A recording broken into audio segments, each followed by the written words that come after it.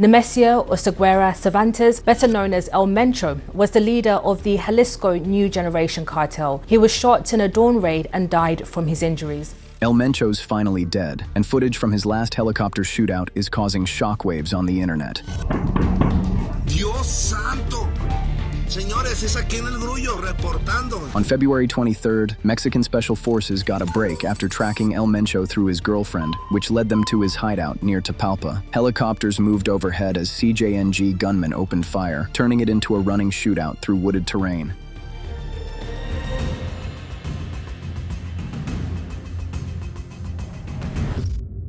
For decades, El Mencho has been one of the most hunted men in the Western Hemisphere. Mexican authorities had been chasing him since the early 2010s. The United States put a $15 million bounty on his head. He'd been charged multiple times in U.S. courts for trafficking fentanyl, cocaine, and meth. Every major security agency in Mexico knew his name. Every cartel knew his reputation, and yet, he kept slipping away. He survived helicopter assaults and escaped raids. He stayed hidden by rotating safe houses and surrounding himself with armed guards. What changed this time was intelligence and a little help from his girlfriend. It all started with his girlfriend being tracked, not the girlfriend directly, but one of the people assigned to move her around safely. Mexican military intelligence already had that escort on their radar from earlier investigations, so when she was suddenly driven into the wooded outskirts of Tapalpa, it raised flags right away. She spent the night with El Mencho. This part matters, because he didn't usually do that. He avoided staying put, especially when meeting anyone from his personal life. But this time, after she left the next morning, surveillance teams realized he had stayed behind with a smaller security detail. That was the opening.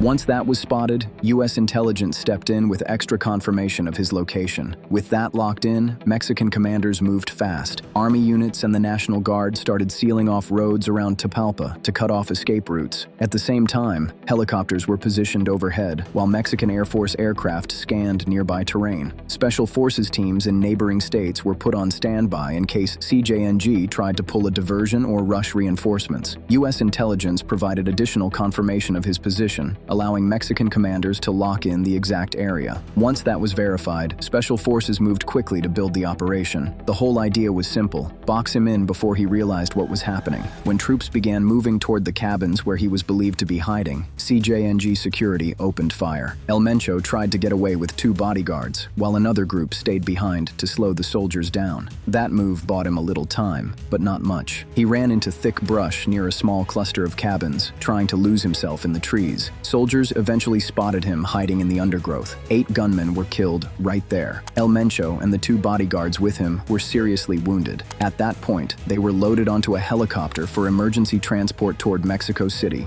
None of them made it. El Mencho died while being transported for medical care. His death is a major shock to Mexico's criminal landscape. He was the central figure holding together one of the most powerful and organized drug operations in the world. For more than a decade, El Mencho managed to stay ahead of both Mexican and U.S. authorities while building CJNG into a billion-dollar global trafficking network. Multiple military operations failed to capture him. A $15 million U.S. bounty didn't flush him out. Even helicopter assaults couldn't reach him. What they found at the site tells you a lot about who they were dealing with. CJNG had set the place up like a military position. Armored vehicles, assault rifles, tactical gear, rocket launchers capable of taking down aircraft. This wasn't some hideout with pistols and cash. Once news of his death started spreading, things moved fast. CJNG didn't wait days or even hours to respond. Roadblocks went up across roughly 20 states. Buses and businesses were burned. Armed clashes broke out with security forces. Dozens of people were killed, including National Guard members and civilians. Entire stretches of highway were shut down. Cities like Guadalajara and Puerto Vallarta were hit especially hard. Flights are currently canceled, and ride-sharing apps have stopped running. Tourists have been told to stay inside their hotels. They're reporting gunfire and smelling smoke in areas that are normally packed with vacationers. But why is El Mencho so important? It's because he built the Jalisco New Generation cartel into one of the most powerful criminal organizations in the world. He controlled fentanyl routes into the United States, oversaw massive cocaine and meth operations, and expanded CJNG into dozens of countries. The cartel pulls in billions every year from synthetic drugs alone. He also ran CJNG in a very centralized centralized way. Big decisions went through him. He personally authorized attacks on police stations, military convoys, and government officials. CJNG became known for blocking cities with burning vehicles, hanging bodies from bridges, and releasing execution videos. That's why he had $1 million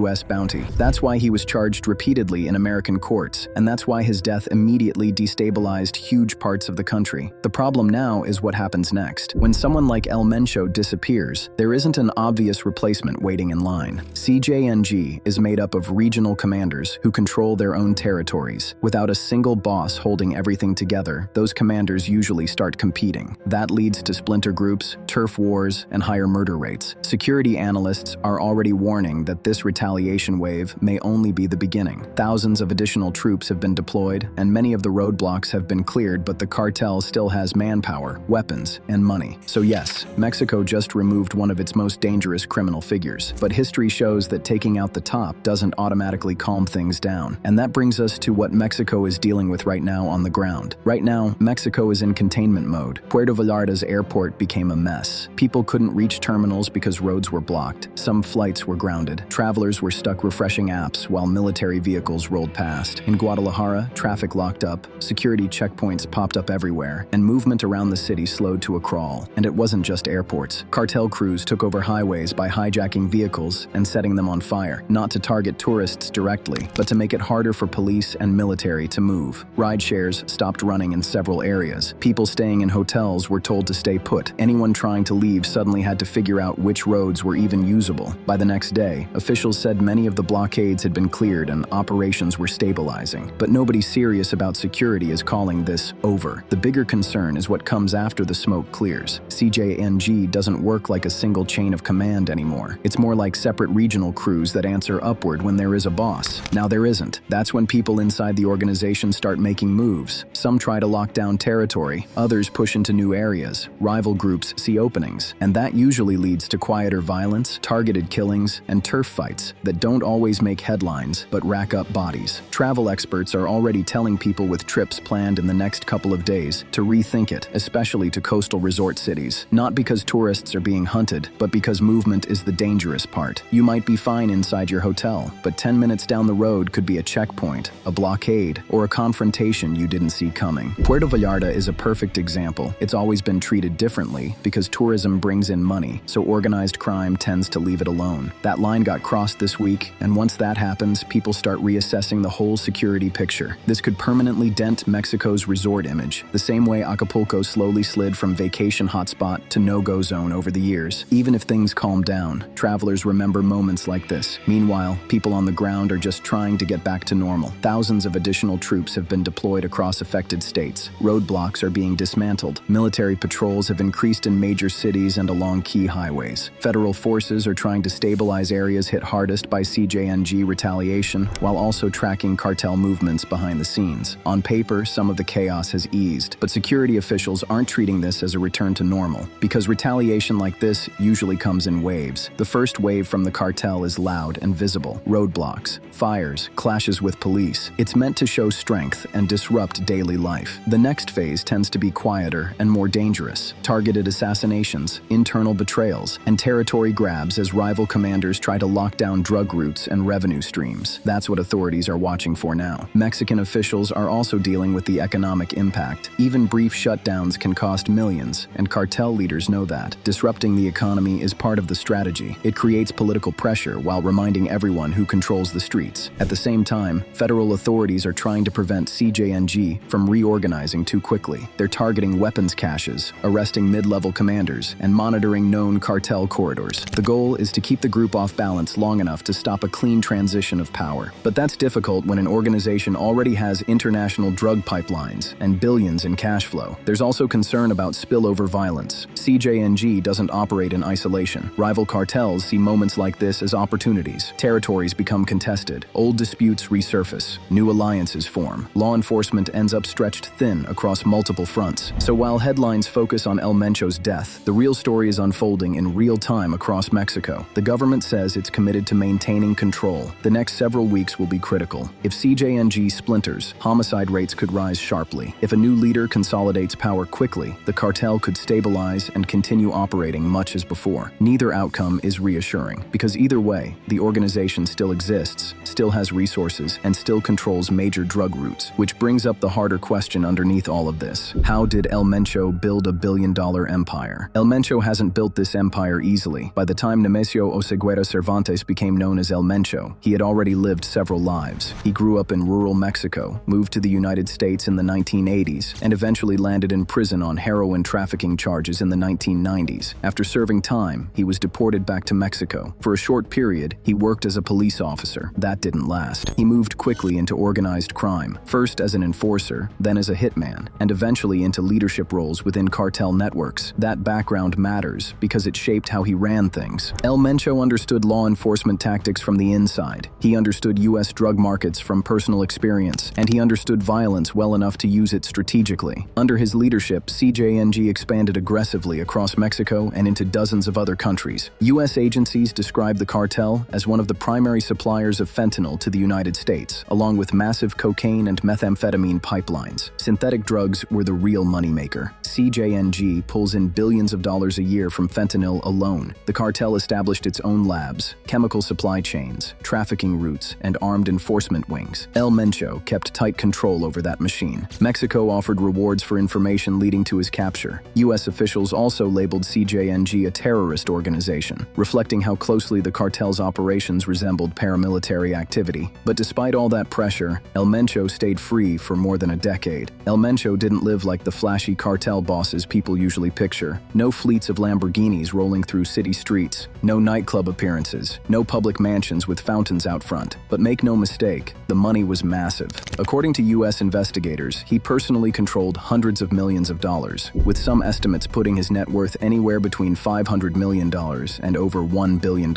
His cartel was believed to be worth tens of billions when you factor in drug production, trafficking routes, front businesses, and real estate. He just spent it differently. Instead of penthouses, he favored remote compounds tucked into rural areas and mountain regions. These weren't basic hideouts. They were fortified properties with perimeter security, lookout posts, and armed guards rotating in shifts. Some locations reportedly had underground bunkers and escape routes built into the terrain. He stayed mobile, moving between properties constantly, rarely sleeping in the same place twice. One of the stranger details that surfaced over the years was that he allegedly built a private medical facility for himself after reports emerged that he suffered from kidney problems. The idea of a cartel boss quietly operating his own hospital gives you a sense of how insulated his world was. Authorities who tracked him said he avoided alcohol and drugs, exercised regularly, and kept a disciplined routine. That discipline carried over to how he managed his inner circle. His personal security teams were made up of former military or highly trained gunmen who lived on site and treated their role like active duty. These weren't casual bodyguards. They were organized units with heavy weapons, armored vehicles, and constant communications. Money-wise, El Mencho spread his wealth across dozens of businesses. Mexican authorities seized everything from ranches and luxury homes to restaurants and commercial properties linked to him. At one point, officials took control of more than 100 Japanese restaurants believed to be part of CJNG's money laundering network. He also invested in agriculture, trucking companies, real estate developments, and shell corporations designed to move cash quietly. Cash was still king, though. Investigators believe large amounts of money were buried, hidden in safe houses, or moved through trusted couriers rather than banks. Similar to Pablo Escobar, El Mencho reportedly lost millions simply to moisture and decay because so much cash was stored underground or in walls. Despite all that wealth, he kept a surprisingly low personal profile. He didn't wear designer brands publicly. He didn't pose for photos. He avoided high-end restaurants and public shopping. Former agents say he understood that visibility gets people caught. His luxury came from control and protection, not attention. That said, his lifestyle still included private ranches, custom vehicles, secure estates, and full-time armed protection wherever he went. He had access to military-grade weapons, encrypted communications, and dedicated convoys that could shut down highways if authorities got too close. And while he didn't flaunt it, his family lived comfortably, protected by layers of security and supported through cartel-controlled finances. In short, El Mencho's version of luxury wasn't about showing off. It was about staying hidden, staying armed, and staying untouchable, while billions moved quietly around him. To many in Mexico, El Mencho became a symbol of how deeply entrenched cartel power had become. His organization controlled territory, influenced local governments, and disrupted daily life in entire regions. That's why his death carries so much weight. He wasn't just another trafficker. He was the architect of one of the most powerful criminal networks the world has ever seen, and that's where things start getting scary for Mexico. El Mencho's death didn't just remove a cartel leader, it disrupted an entire power structure that had been built around one person. CJNG was organized in a way that revolved around him. During the operation that killed El Mencho, authorities recovered rocket launchers capable of targeting aircraft. That level of firepower doesn't disappear just because the boss is gone, and the cartel made sure to demonstrate that immediately. Within hours of confirmation of El Mencho's death, CJNG launched coordinated retaliation across roughly 20 Mexican states. But while El Mencho is gone, CJNG still controls trafficking routes, production labs, weapons stockpiles, and international distribution networks. The money and infrastructure is still there. What's missing is the person who kept it all coordinated. For Mexico, that creates a dangerous window. Either CJNG reorganizes under new leadership, or it fragments into competing factions. Both scenarios usually bring increased violence in the short term. The second option tends to be worse for civilians. But removing the top figure rarely fixes the deeper problem. The uncomfortable reality is that removing El Mencho doesn't automatically dismantle CJNG. Cartels like this don't run on personality alone. They run on infrastructure, drug labs, and money laundering networks. That's why former anti-narcotics officials keep stressing the same point. Taking out the leader only works if everything underneath gets hit fast. Otherwise, the organization adapts. CJNG still controls major fentanyl production chains. They still move cocaine and meth through established routes into the United States. They still have logistics teams, accountants, recruiters, and armed crews. El Mencho's death removes central coordination, but it doesn't erase the business model. And there's another piece that rarely gets talked about honestly. A huge amount of the firepower used by Mexican cartels comes from the United States. Guns and ammunition flow south across the border. At the same time, drug demand flows north. That combination keeps groups like CJNG profitable, no matter who's in charge. As long as people are buying fentanyl, someone is going to supply it. So even if CJNG fractures, the market doesn't disappear. Mexico has seen this cycle before. After Joaquin Guzman was captured, the Sinaloa cartel split into competing factions that fought for years. Violence didn't drop, it intensified. Civilians paid the price while different groups battled for roots and influence. CJNG is now facing a similar moment, except it already operates with more militarized tactics. Authorities are trying to prevent that outcome by moving quickly against mid-level commanders and weapons stockpiles. Intelligence units are watching known CJNG territories closely. Federal forces are attempting to disrupt any rapid transfer of power. For Mexico, success right now is a moving target. In the short term, it looks like keeping highways open, restoring basic services, and preventing CJNG from splintering into dozens of smaller crews that start fighting over neighborhoods. But long-term success is harder to define, because even if CJNG weakens, the underlying conditions that allowed it to rise are still there. Drug demand in the United States hasn't dropped. Weapons still cross the border. Chemical precursors still make their way into cartel labs. That's the reality Mexican officials are dealing with. They're not just fighting armed groups. They're fighting a system that rewards organized crime with enormous profits and replaces fallen leaders almost automatically. Right now, security forces are trying to capitalize on the disruption. They're watching known trafficking corridors. They're moving against mid-level commanders. They're targeting logistics networks and weapons caches. The goal is to keep CJNG off balance long enough to prevent a clean transfer of power. But that window doesn't stay open forever. Cartels are adaptive and reorganize immediately. If CJNG manages to stabilize under new leadership, this moment becomes another chapter in a long-running conflict rather than a turning point. And civilians feel every phase of that process. People in affected regions are already adjusting their routines. Some businesses are closing early. Families are avoiding certain roads. Tourism workers are bracing for more cancellations. In cities that were hit hardest, residents are waiting to see whether extortion demands return once things quiet down.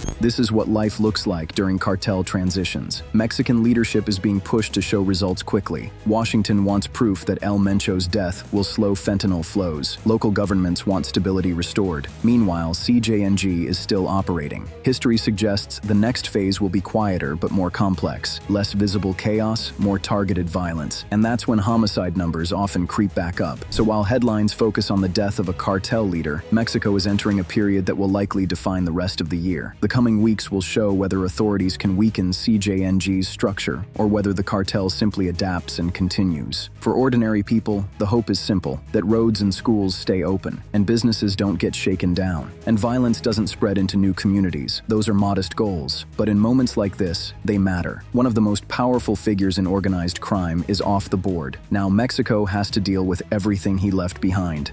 What do you think will be the aftermath of El Mencho's death? Let us know your thoughts in the comment section. And before you leave, don't forget to like this video and subscribe to Criminal Corner so you don't miss the next ones.